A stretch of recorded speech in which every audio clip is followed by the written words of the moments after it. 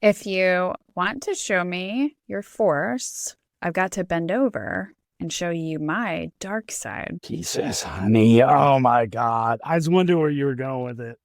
That's a good, nerdy pickup line. But you got to Yes, know about the force, the dark side. You got to know about all of it. I'm not your fault. But you can be my daddy. Oh my God. It's like anything that comes out of my mouth. Zing, zing. Welcome to Appropriately Inappropriate with Tara and Brian. You may know us from Instagram or TikTok, where I horrify Brian with dirty pickup lines. But here on this podcast, you're going to get more of us, which will include hilarious stories, answering listener questions, and whatever y'all send to us. Make sure to DM us on Instagram or comment what you like. This is still definitely a work in progress. We've had a lot of difficulties with audio that we're still figuring out. So please let us know how things are going, because we definitely want to make something that you guys enjoy. If you're not already following us on social media, we're at Tara Blair Ball on TikTok and Instagram, and at Tara.BlairBall on YouTube. Our full video episodes are also up on YouTube, and we are now offering bonus episodes 3 to 4 times a month on our Spotify paid subscription. So, Brian, we let our listeners know last week that we'd be telling them whether or not we'd be having baby number 5. So did one of your seeds germinate in my inner sanctum, Girth Vader?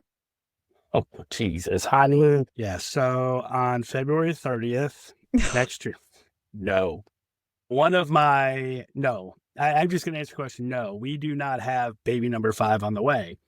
If you watch our social media content, then you know I had the heck really scared out of me by my dear wife with a positive pregnancy test. So to give some backstory, Brian has a daughter from a previous marriage. She is our 19-year-old, our oldest. She's my bonus daughter. I just call her one of mine. And then my twins are from my previous marriage as well. And in my previous marriage, I really struggled with infertility. I was not able to naturally get pregnant at all after multiple procedures and multiple failures. We ended up doing IVF, and I ended up having my beautiful twins, who are now 8. But I was never able to get pregnant and sustain a pregnancy without the help of a lot of procedures. I ended up having miscarriages and just really struggled with infertility for years. When Brian and I met, I had asked him if he wanted any future kids. And you had said something like, well, if it happens, it happens, right? Yeah. I wasn't closed off. I was open to the idea. Like, it wasn't like, nope, I'm done. I knew I wanted more kids, but I was okay if they weren't mine biologically. So I was okay with Brian having a daughter. That worked for me. If we didn't have any more kids, that was going to be fine, because I still had another child in my life when I met Brian. When we got together, I had fibroids and cysts. I was having so many issues that my doctor at the time suggested that I go ahead and get a hysterectomy, because I also had level 4 endometriosis, which is the most severe endometriosis that you can have. I also had PCOS and adenomyosis.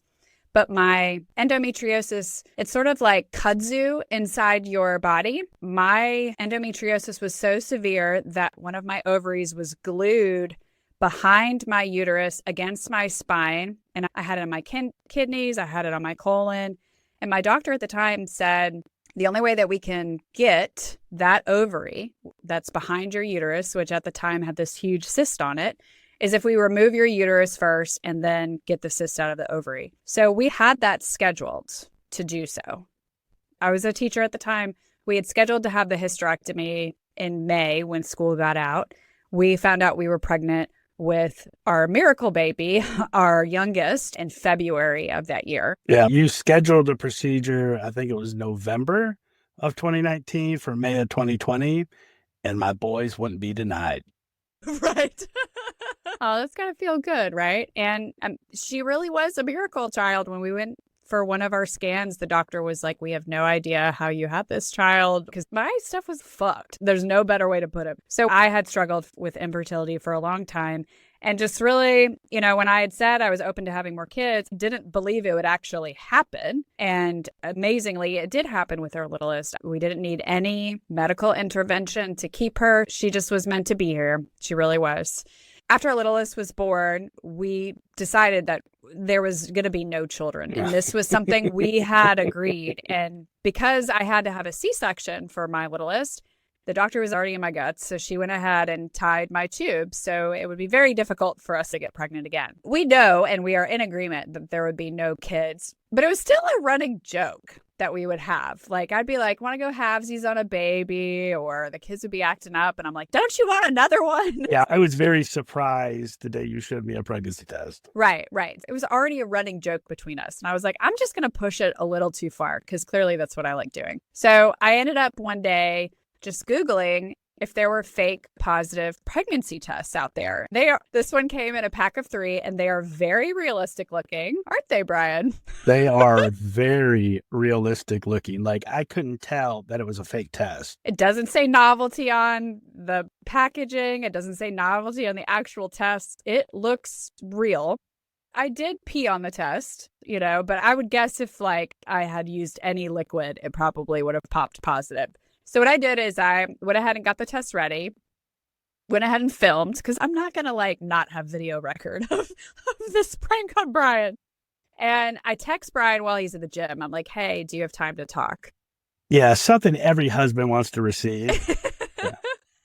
He's like, yeah, sure. When I get home, I think you said you'd have 5 minutes. So he comes home and he's like, okay, I've got 5 minutes. I need to change my shirt. He gets changed and I'm like, come in the bathroom here. And I show him the test.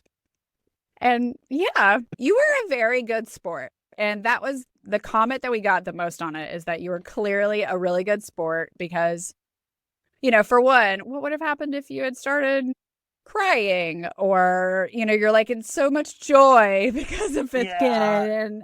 Or so now I think about it, had I known it was a joke, I would have tried to flip the script. But one thing that we were talking about during the whole thing is we're using it as a prank. This is a playbook for Trap Your Man.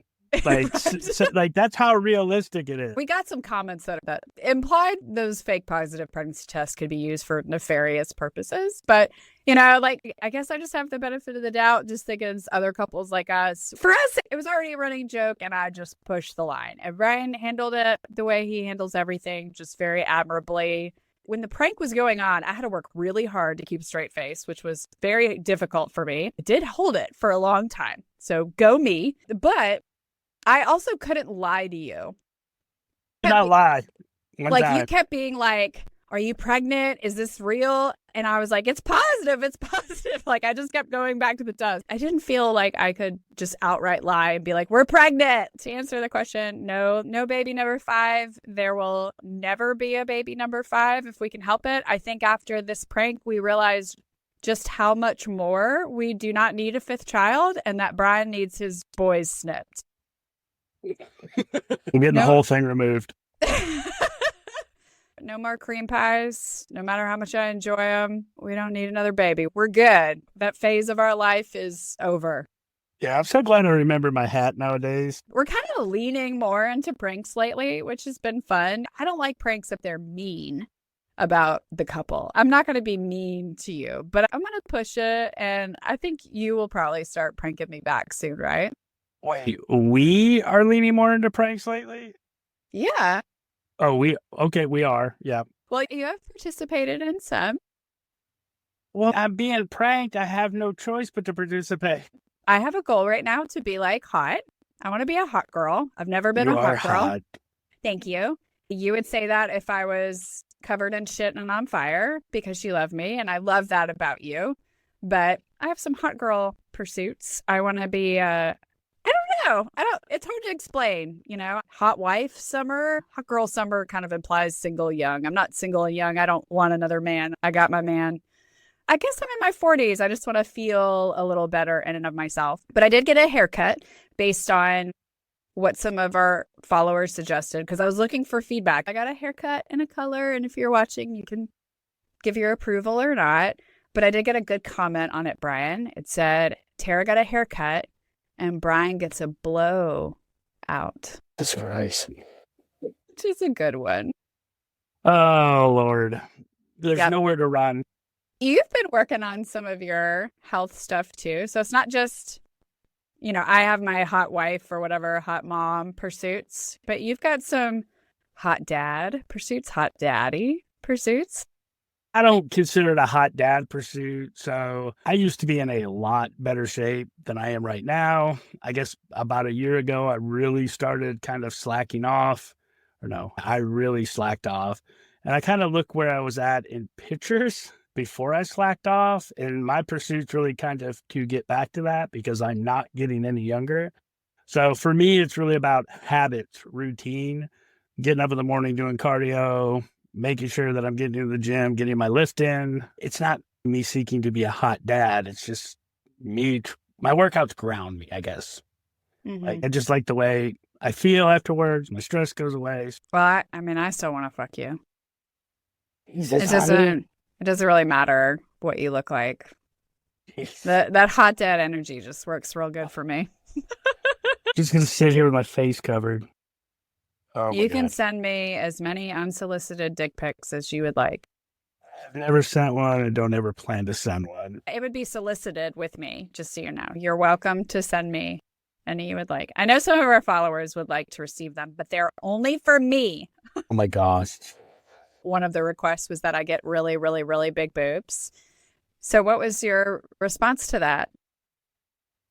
My response about getting big boobs, Yeah. I kind of directed it towards me and I promised I would do the best I could. But as far as you, no. Oh, no. We're not. I'm not having surgery. That's not a thing. And plus, you're a butt guy. It sucks that you won't let me play more with your butt, but you are a butt guy.